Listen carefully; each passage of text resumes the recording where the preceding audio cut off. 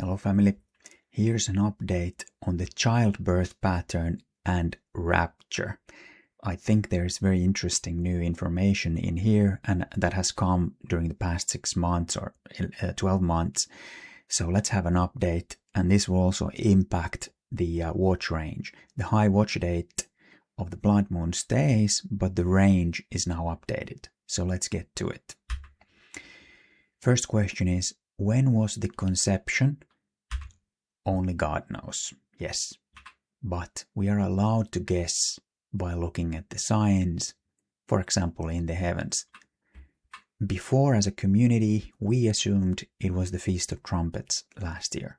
But now we know that the observances are off and we are 1 or even 2 months ahead with the world what they should be really celebrated and observed. So yeah, it's just a sad fact that they are off. But let me suggest a date based on the signs in the heavens, and I do have a video for that. I do not know how we missed this display on the skies, but the fact that we all did, I take that as a confirmation, because we have a lot of diligent workers in the community, and we were all looking at this. We all missed this.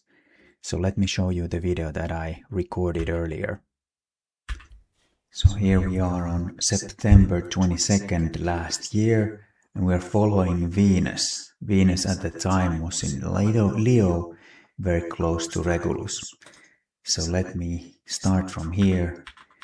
The Venus moves to the feet of Leo and then to the Virgo constellation, and here occults the star that connects the body with the head on the 18th of October.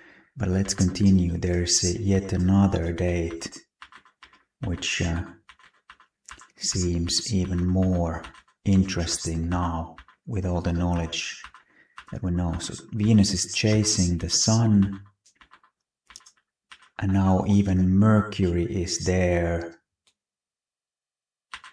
And let's have a closer look at this position in here. So Venus is holding the scale. In the other cup you have the Sun and Mercury, and in this instance Sun is the Father and Mercury is the Holy Spirit, communication planet. And then we also have the Moon in the other cup, and then we have Mars, war on this claw of the Scorpio, trying to reach to this cup. The Scorpio already reached to the kind of stem of the scale with this claw, and with this claw tries to reach to this cup and move it around. But there's a war on that claw. And then in the cups we have the Father, Holy Spirit, and then the Sun, the bright morning star, is holding the scale up so that the Scorpio cannot reach it. And then we have the Moon in the other cup. In this idiom, what is the Moon? Perhaps it's the church, or perhaps it is the bride. And the illumination is 0.2%. That's the lowest illumination that the moon had in this cycle. So when it comes to the world, they started the month of Kislev in here. But as we know that the times are off, perhaps this was the appointed time of Moznaim, so the scale month, so the 8th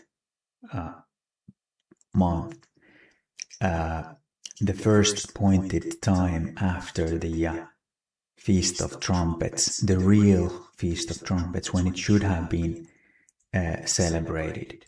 So I would suggest this is the moment of conception on which Jesus balanced the scales so that the bride or the church became worthy despite the attempts of the adversary. Yes, so this reminds us all, I'm sure, about the passage in Luke 21:36. Watch ye therefore, and pray always, that ye may be accounted worthy to escape all these things that shall come to pass, and to stand before the Son of Man. So we are instructed to watch always, pray always, that we may be accounted worthy to escape, not to be sheltered from, but to escape all the things that shall come to pass, and worthy to stand before the Son of Man, who is of course Jesus. All right, going back to the pregnancy idiom, exactly 40 weeks, so that's 280 days from this 20th of November, takes us to the blood moon of 28th of August 2026, which is highly significant, and I'll come back to that in the next slide.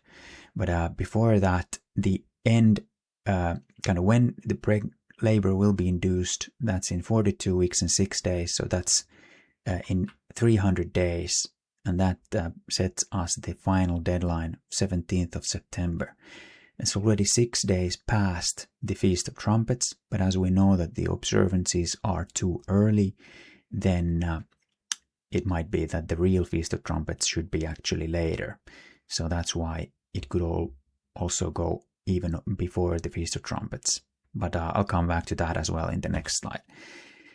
In the next slide, there's two critical events that I didn't cover in my previous video about the pregnancy idiom, and these concepts are the bloody show, and that's a real term that they use, and water breaking, which is more familiar to us all. So let's start with the bloody show.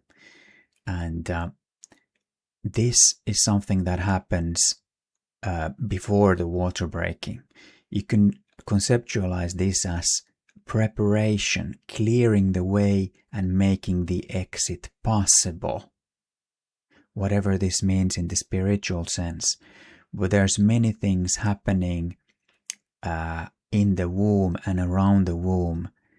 But in layman terms, the exit door is prepared, and there's a mucus plug dislodged.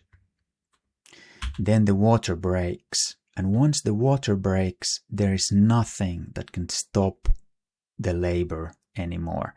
When the bloody show happens, there is no hurry. You can remain at home. You don't even know if it's it can be within hours that the water breaks, or it might be even up to 2 weeks that the water breaks. And I'll come back to the dates very soon. But once the water breaks, this is the last barrier that protects the baby. There is nothing that can stop the birth anymore at this point. I don't know how that looks like in the spiritual realm, but it's basically that the exit door is prepared, but then the barrier breaks and the bride goes in and the water comes out after that. So maybe the blood moon of the 28th of August, it is this bloody show. And then any moment between the bloody show and then the 17th of September, that's the 42 weeks plus 6 days, so 300 days. Any moment between these two, the water could break. And once the water breaks, travail upon, that's birth pains, upon a woman with child, and they shall not escape. So we will not see this barrier breaking. The rapture will have to happen. Of course, God knows. God only knows. But based on this idiom, we would not see the barrier breaking. We would be raptured. Or it might happen exactly at the exact same time. Or even before, and then the barrier breaks. Because then there will be no escape. And in Luke 21:36, we are praying and watching all the time to be accounted worthy to escape.